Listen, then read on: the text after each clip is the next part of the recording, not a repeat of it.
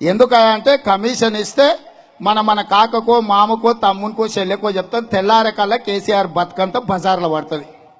అదే అక్కడి నుంచి ఇక్కడి నుంచి వచ్చిన వాళ్ళు అయితే మూటలు బెడ్రూమ్లు అప్పచెప్తారు, బాత్రూంలో మాట్లాడుకుంటారు, ఇక్కడోడు ఇక్కడ పోతాడు, అక్కడోడు అక్కడ పోతాడు. కాబట్టి ఇవాళ ఈ రాష్ట్రంలో ఎక్కడైనా చూడండి, పనులన్నీ ఎవరి చేతులలో ఉన్నాయో చూడండి.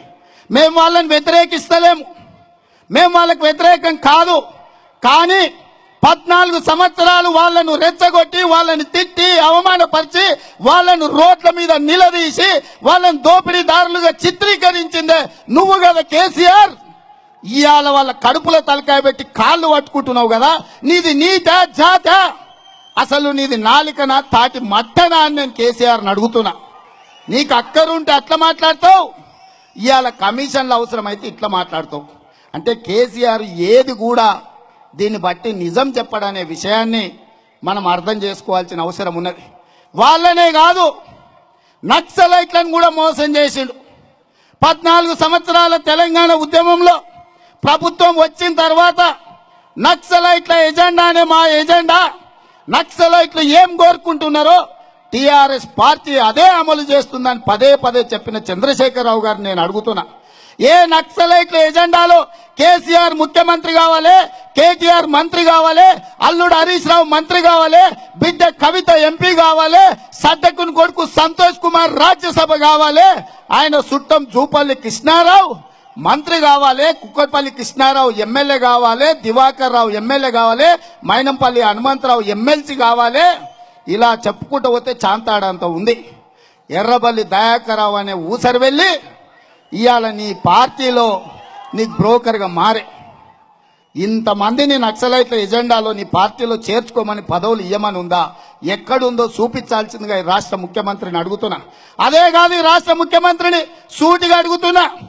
నేరెళ్లలో సిరిసిల్ల కేటీఆర్ నాయకత్వం, కేటీఆర్ ఎమ్మెల్యే ఎన్నుకున్న ప్రజలు తమ వాగుల్లో నుంచి 1000 లారీల ఇసుక, 20 టైర్ల లారీల 50 టన్నులు 60 టన్నులు అక్రమ ఇసుక రాత్రిపూట 100,000 లారీల తరలిస్తుంటే ఆ గ్రామంలో ఉండే పేద గిరిజనుణ్ణి లారీ ఎక్కి తొక్కిస్తే నేషనల్ హైవేస్ మీద అప్పుడప్పుడు మనం చూస్తుంటాం, కప్పలు రాత్రిపూట రోడ్డు మీదకి వస్తే 20 టైర్ల లారీ ఎక్కితే అట్టలాక మారిపోతాయి. ఒక పేదోడి బిడ్డ నేరెళ్లలో రోడ్డు మీద లారీ ఎక్కి తొక్కిస్తే అట్టగా మారిపోయి శవమై తేలితే ఆ గ్రామంలో ఉన్న యువకులు ఆవేశానికి లోనై 2 లారీలు తగలబెట్టారు. 2 లారీలను తగలబెట్టిన నేరానికి 8 మందిని తీసుకెళ్లి గొడ్ల కంటే హీనంగా కరెంటు షాకులు పెట్టి సంసారానికి పనికి రాకుండా కొట్టిండ్రు.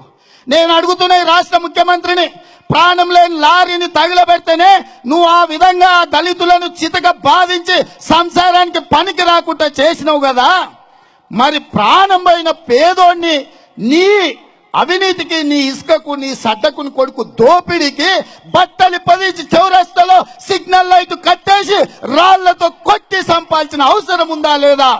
ఒక్కసారి ఆలోచన చెయ్యండి. లారీ కాలిపోతే 4 లారీలు కొనిస్తామయా?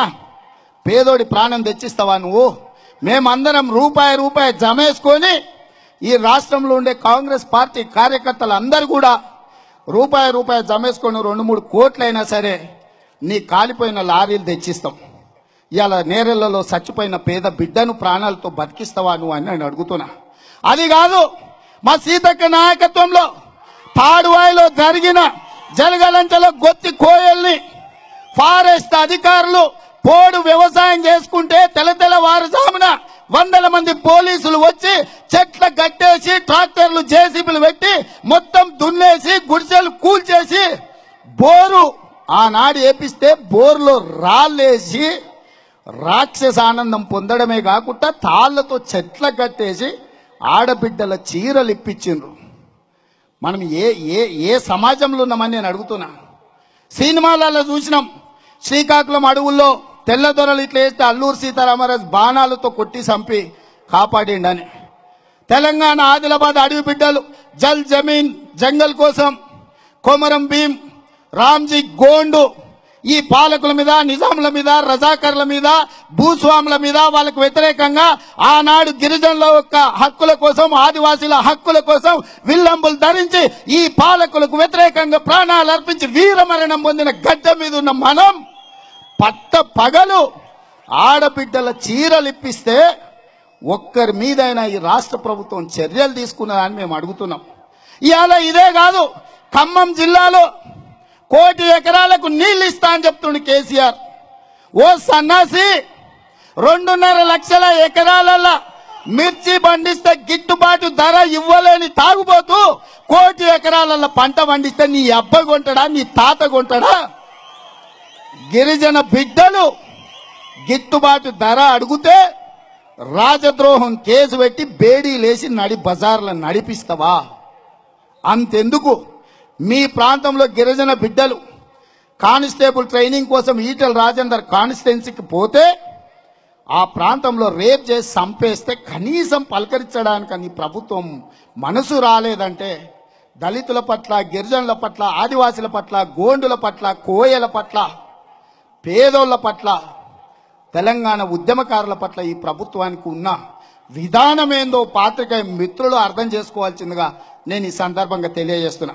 మిత్రులారా, తెలంగాణ రాష్ట్రం దశాబ్దాల